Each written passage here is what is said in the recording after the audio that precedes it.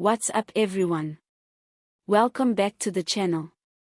If you haven't already, hit that subscribe button, smash the like button, and share this video, because what President Cyril Ramaphosa just admitted is shaking the very foundations of South Africa's democratic machinery. In a rare moment of frankness, the president has confessed that managing parliamentary committees has not been an easy process for the ANC, and believe me, that one statement reveals a whole lot more than it seems on the surface. Let's not mince words. When the President of the Republic openly acknowledges that his ruling party is struggling to manage the very structures that oversee government accountability, it's a flashing red light for the state of governance. Parliamentary committees are not just some sideshow. These are the beating heart of South Africa's legislative oversight. They are the ones that grill ministers, scrutinize budgets, and investigate corruption. They are where the promises made at election rallies are supposed to meet the hard reality of implementation. So when Ramaphosa says the ANC is battling to manage them, it begs a deeper question: who is really running the show? Ramaphosa made the statement during a recent closed-door engagement with ANC National Executive Committee members, a meeting that was later partially leaked to journalists. According to sources inside that room, the president expressed frustration over the growing influence of opposition parties in key parliamentary committees and lamented the internal divisions within the ANC that are making coordination almost impossible. The ANC's one-iron grip on parliament is loosening, and it's not just because of declining electoral support, it's also because the party is fracturing from the inside. The new GNU, Government of National Unity, arrangement has turned the legislative arena into a battlefield of ideologies, ambitions, and egos. The ANC, which for decades comfortably chaired almost every major committee, now finds itself in a power-sharing arrangement with parties that are not only eager to challenge its dominance but are also well-organized, energized, and unafraid to hold ministers accountable, something that ANC-aligned committees often struggled to do in the past. Ramaphosa reportedly pointed to committees such as the Standing Committee on Public Accounts, SCOPA, and the Portfolio Committee on Public Enterprises, where opposition members have grown increasingly bold in confronting ANC ministers.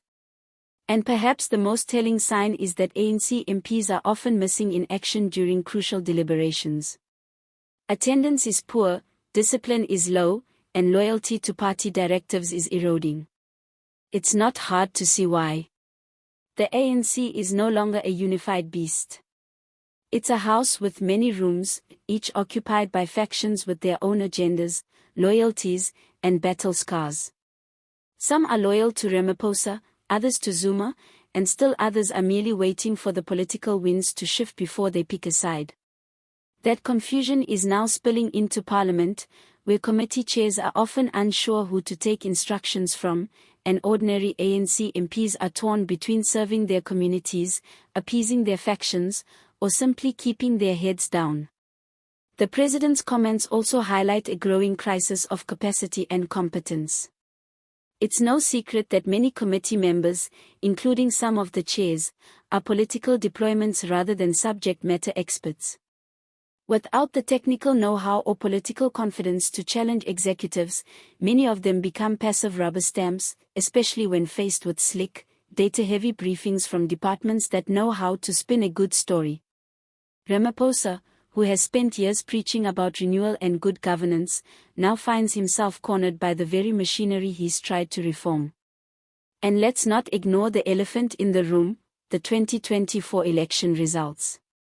With the ANC losing its outright majority for the first time since the dawn of democracy, the party has been forced into alliances that come with their own headaches. Trying to manage committee dynamics in this environment is like trying to juggle grenades. Everyone is watching their backs, the opposition smells blood, and coalition partners are already eyeing 2026 as a chance to consolidate more power. Take for example the recent committee hearings on Eskom and the electricity crisis. Opposition MPs demanded documents, called for independent audits, and insisted on grilling top executives. ANC MPs, by contrast, often appeared either unprepared or unwilling to go deep. The contrast couldn't be clearer. and Ramaphosa knows it. He knows that every week committee meeting is another headline waiting to happen, another blow to public confidence, another step toward electoral decline. But here's the twist: despite all this dysfunction, these challenges could actually be an opportunity. For years, critics have accused the ANC of using its parliamentary majority to shield corruption, protect underperforming ministers, and water down critical oversight. Now, with a more balanced parliament, the tide is turning. Ramaphosa, if he's serious about renewal, could use this moment to push for real accountability, even if it means letting go of some party control. It's a risky move, but perhaps the only one that could save the ANC's credibility in the long term. Still, don't expect miracles overnight. The culture of political protectionism is deeply rooted. There are still powerful figures within the ANC who fear real transparency because they know what could come out. And while Ramaphosa may talk the language of reform, his ability to implement it is constrained by internal opposition and strategic compromises. At the same time, South Africans are watching. They're tired of endless investigations that lead nowhere, of committees that talk tough but act weak, of ministers who shrug off accountability with rehearsed answers and crocodile tears.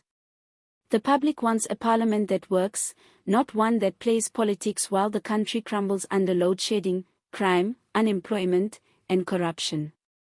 So where does this all leave us?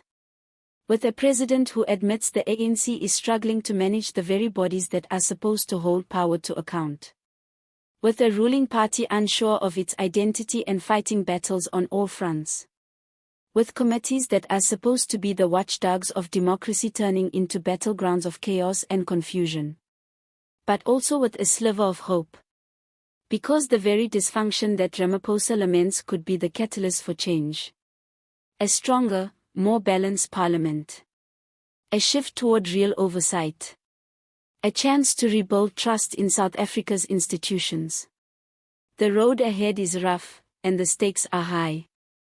But one thing is clear: South Africans are no longer content with being spectators. They want answers. They want action. And they want leaders who are brave enough to fix what's broken, even if it means shaking up the entire system. Don't forget to like, comment, and subscribe for more on South Africa's political transformation. This isn't just governance, it's a fight for the soul of the nation. Stay tuned.